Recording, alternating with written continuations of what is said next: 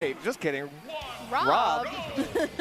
R.O.B. Okay. What happened? I don't know, but Bounce is about to make this a lot worse. I was so ready to talk about the R.O.B. here. I mean, we could talk about the R.O.B, but I mean, I think the reason is because of what we're seeing right now, Bounce. Obviously, having Pikmin and not being able to throw them at all in the matchup is going to be huge against Hero. It's really an uphill battle, and there's a lot of things that Hero can do to just crush a light character like Olimar. So we're seeing the R.O.B. Yeah, so this is going to be my first time kind of seeing Candle's R.O.B. here. So far, so good. They are, doing the R.O.B. thing, right? Spacing with that forward air, trying to find the nair hit. But honestly, Paul is just getting stronger and stronger by the second here. But good run up by Candle. They are going to be able to throw out that laser right now. Okay, good get up attack from Paul, but still Candle trying to find this down air. Honestly, it doesn't surprise me that they are playing R.O.B. here, but over to Paul's side here, things are looking really good. And honestly, Clay, as a Hero player yourself, why would we want to pick Bounce, and why would we want to hold center stage as much as possible?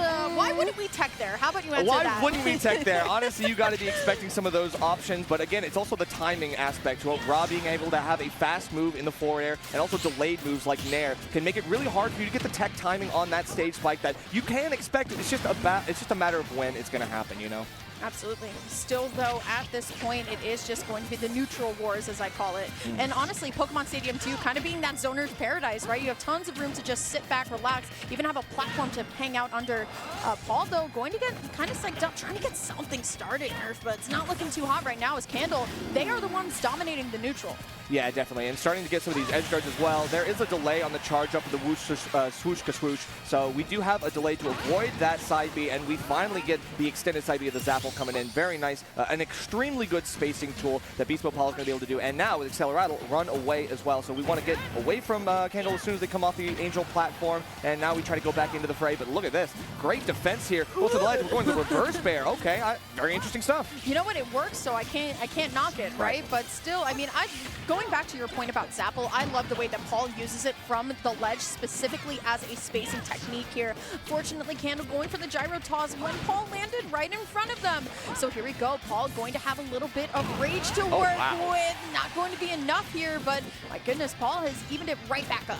Yeah, a lot of damage from the fully charged neutral special. It feels like BeastModePaul just kind of read that out very nicely. It's hard to get that read because it is a slow-moving projectile, but once you get it, whoo, wow, it's actually totally worth it. A lot of shield pressure as well. We are going to be able to use the full length of that shield, but yeah, look how quickly R.O.B. can kind of chase you down as you try to back off. None of these moves that BeastModePaul is doing are really going to be that safe on shield. We got to watch out for every single trigger that we pull. Absolutely. Here we go, though. There's the throw coming out from Candle. I want to see how far they're going to be able to take something like a win advantage state here, but has to get something going a little bit faster here. Paul, once again, so comfortable, zoning from half a stage away. Yeah, and that's the great idea of like having the menu up. You want to be able to throw out a lot of those range tools like Sizz, Sizzle, and Kaboom and Bang are all really options at long range. And even then, you can also cancel, go right into the Zapple. There's lots of ranged options here, and BeastModePaul needs them because it's a character who has really good projectiles. As long as we're not having bounce up, we need to watch out for those even at the end of the day. Absolutely. Still, though, it's now going to be Paul who's going to be stuck between a gyro and a hard place, at least for the moment. No punish on the missed tech here. So now Candle's going to have to win this interaction again.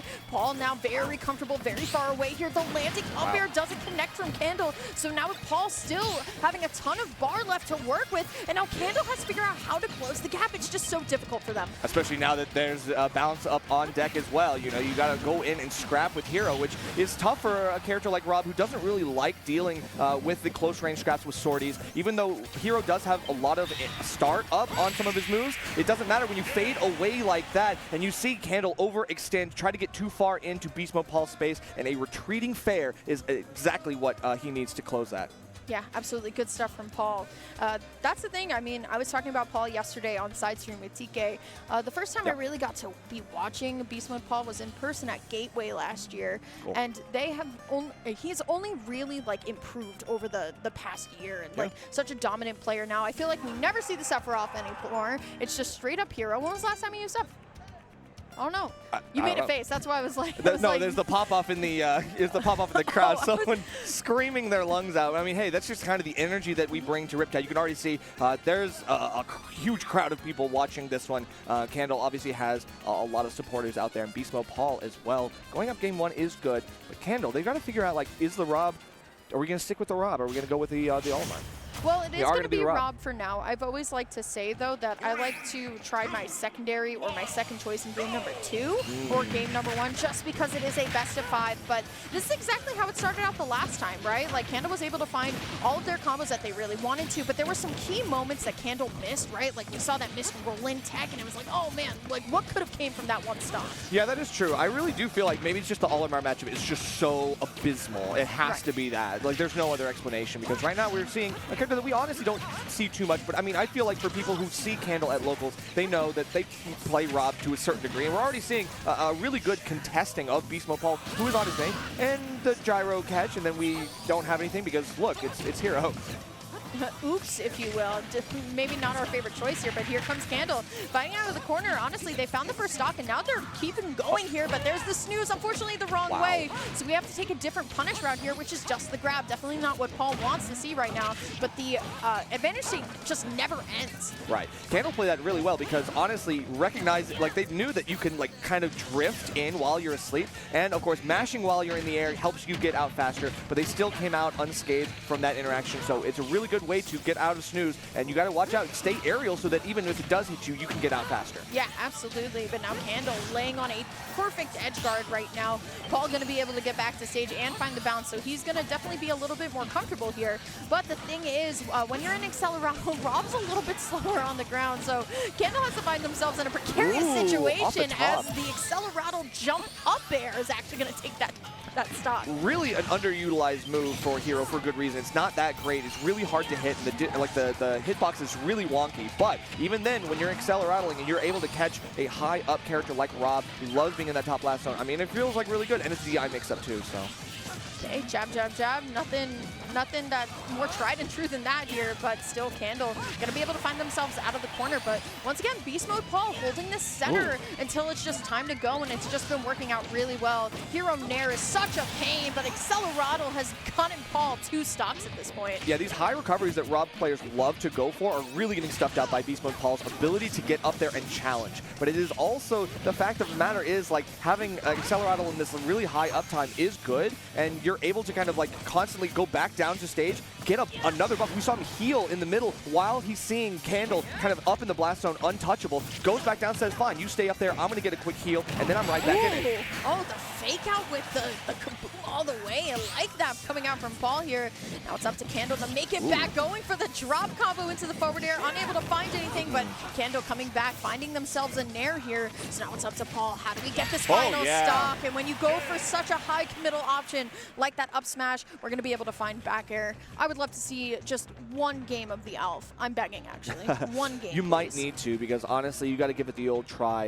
It feels like BeastModePaul read a lot of those options, kind of knew where the burst options lied for Candle, and of course in that up smash, you're able to kind of bait that out by jumping above, but then just barely drifting around and hitting a really, really long startup move like back air. That's one of the only ways that you can do it is by whip punishing an up smash like that, so it's crazy.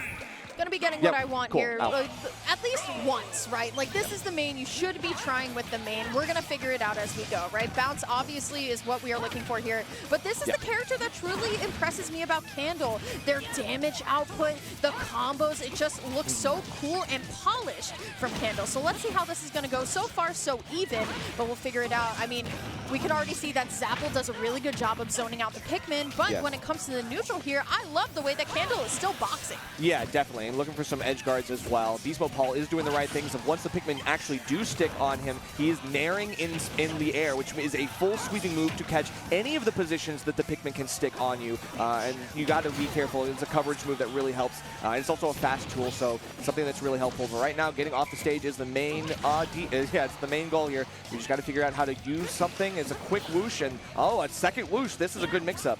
Got to talk about it. We haven't seen bounce yet come from the menu, but a very antsy approach by Candle is going to be punished by a retreating forward air coming out from BeastModePaul. And now Paul going to be in the lead, but not for so much longer if that shield has anything to say about it. Yeah, but at the same time, we're also seeing BeastModePaul go for shield. So once we get the blue Pikmin back on deck, that's always a threat. We could see a kill throw in the works, and that might be a way for Candle to just simply close the stock and bring this gap down. But so far, we're getting a little bit too much extra credit, and the turnaround F smash is just enough with the power behind it. Coast to coast, Candle's taking a lot of damage, and this is not looking looking good. Yeah, at this point, right, it's not the bounce that's the problem. It's just the fact that Candle really can't get comfortable on finding an initiation in. So we're able to get one Pikmin out, but it's only going to be just for a brief moment as Paul is going to be able to just get right in there. And now it is 3 stocks to 1. It's not looking too good. Yeah, this is really tough, especially with bounce up. Like, now that means that Candle has to be really cautious because some of those Pikmin throws are just going to go right back, and it's going to make things a lot worse. We finally get off, and as soon as we see bounce go away, we're throwing Pikmin again. We know that that's got to be the game plan here going forward. BeastModePaul goes for a grab on the wrong side. Candle, now we have an edge guard that just completely dissipates. Even though we were really low on the mana, we had just enough for Zoom. Yeah, absolutely. Have enough for Zapple as well. As now Paul trying to line up to potentially, I was about to say, get a 3 stock, but Candle will fight back. They will be able to find a down air, and now it is up to Paul. How do we get this 1 stock without taking too much damage? But once again, look at Candle. They're able to fight so much damage in a short amount of time. I just wish we had a little bit longer with this Elf right now because Paul just looks too locked in. Paul does look locked in, but I think we're also seeing the reverse conditioning. Candle's starting to warm up on this Alf as well. We're starting to pick up on the signs and actually catching BeastModePaul on these approaches. We're actually I don't know, we're able to bring this back, I feel. I feel like it's BeastModePaul is kind of like missing a lot of key neutral interactions, and we might see a Hatchetman. Yeah, that's going to be a look for a Zoom that's not going to pan out, and Candle, this could be a reversal. Yeah, absolutely. I mean, I should probably wait until I start counting our players out. Oh my goodness. Still though, look at Candle sending, I was about to say, sent Paul really far down there, but this Excel Rattle has been kind of a pain in Candle's side for this entire time. There we go, gets a little bit of the second up here, so we gotta see what we can get, and honestly, Paul's rolling the menu really well. It's getting really close, Nerf.